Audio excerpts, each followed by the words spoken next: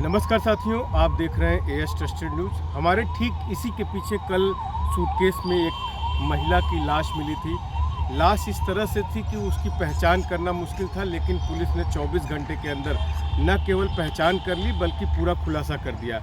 इस मामले में जौनपुर के पुलिस के एसपी सिटी ने कोतवाली में प्रेस कॉन्फ्रेंस करके पूरे मामले के खुलासा किया। इस दौरान जो महिला का परिवार है, महिला चूँकि यहाँ की नहीं रहती है, रोहनिया वाराणसी की रहने वाली है, और उस खुलासे के बाद परिवार भी मौजूद था। परिवार ने भी मीडिया से बात की।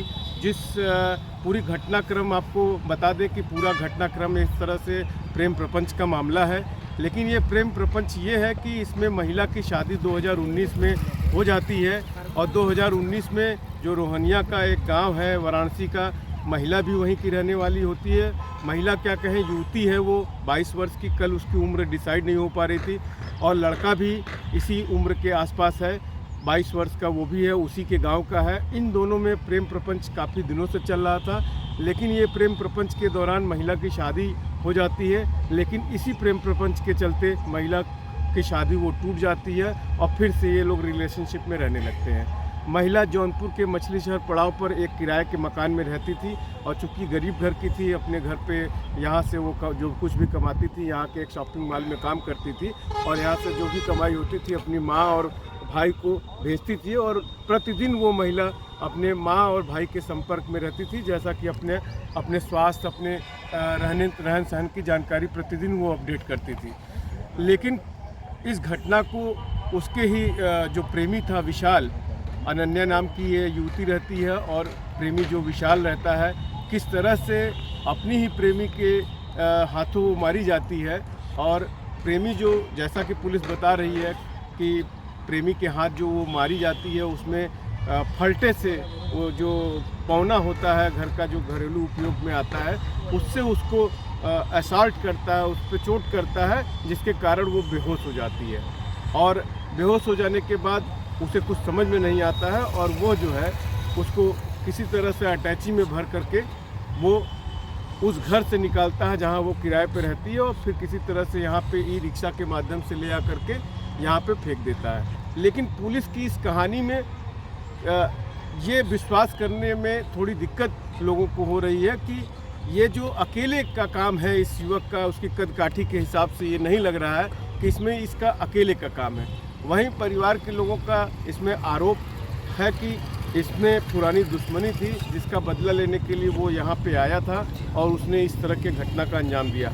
इस घटना में हम आपको बता दें कि क्या कुछ कहना है एसपी सिटी का, किस तरह से खुलासा करते हैं, परत दर परत वो बता रहे हैं। और इस घटना में हम आपको बताएं कि भाई का क्या कहना है, उसकी माँ का क्या आरोप है, हम आपको ये भी सुनवाते हैं। आइए सुनवाते हैं आपको।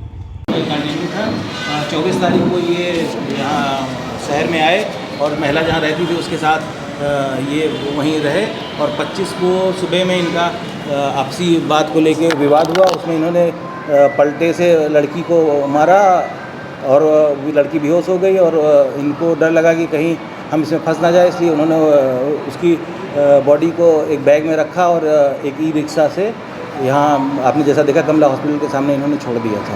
अकेले थे कि और थे? घटना कहाँ पे अंजाम दिया था?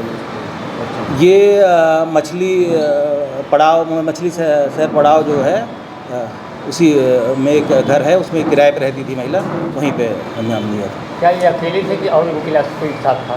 नहीं, यही दोनों लोग थे।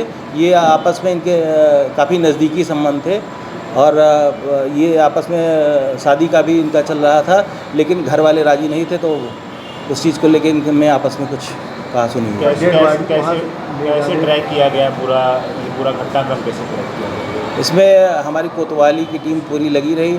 हमने इसमें सीसीटीवी फुटेज, सर्वेलांस और मैनुअल जो तरीका है उसका भी हमने यूज़ किया। इसके अलावा सोशल मीडिया पे उससे संबंधित चीज़ें भी शेयर की, और हमारा जो खुफिया तंत्र है उसके माध्यम से सारी चीज़ें पता की गई। लास्ट खुद ही अकेले लेकर के गया सूटकेस में जो पूरा भरा, और हाँ, शुरू अकेले ले गया, फिर आगे ही रिक्शा पे करके फिर यहाँ डाला है, जिसके फुटेज भी हम लोग इकट्ठा कर रहे हैं सारी चीज़ें। तो के दीदी से मरले हन, ओहि में भरले हन, भाजपा में चूड़ी केस में भर के ओके ले जाके फेंकले हन। हमारी लड़की जैसे मरले हन, वैसे हमारे लड़की का बदला हमें चाहिए।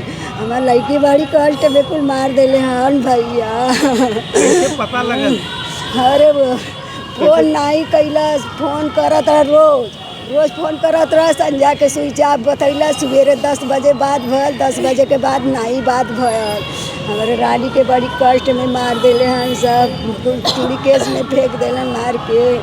ना बात भल तब हमें बेचैनी छावे लगल कि हमार रानी के का हो गयल, कैसे हुए लगली यहाँ आके खोज।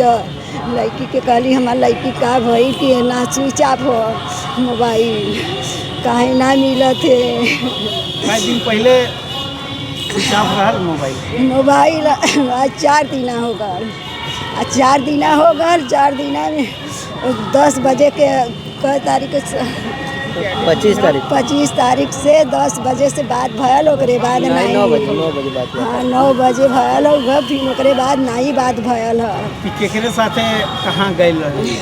काम करत रहली न, मॉल में काम करत रहली न, रूम पर रहत नहीं भाड़ा पर। रोज़ फोन करत नहीं कि मम्मी हम सही है, तू चिंता हमार मत कर, हमें चिंता मत कर, अब बोनस मिली हमार काना से साल भर हो जाए तो 50-60 हज़ार मिली मॉल में से, तू हमार चिंता मत करे, हमें गाड़ी घोड़ा दे के हमार बियाह दान करे, हमें ऐसे बोलत रहली न। कहीं शादी उदी भयल रहल? शादी भयल रहल, वहाँ से छोड़ती 1 महीना के अंदर हमें करा ले, पिया कर रहल ऐसे छोड़ा ले रही। कोई लड़का आपके गाँव में कराएगा? हाँ लड़का हमारे गाँव का, वो छोड़ देले रहनी, वो से बोला छोड़ देले रहनी, पता नहीं कैसे फिर का कैला सब मरला से कौन दुश्मनी। बस इतना बोल दो कि बस हमारे बहन को जैसे मारा उसको भी फांसी होना चाहिए। जैसे हमारे लड़की के मरले हैं वैसे ओके फांसी होने के चाहिए, बस ये हम जाने थे। क्या नाम है? हमार जानकी नाम हो, हमार जानकी नाम है, उनका अनन्या नाम हो लड़की का।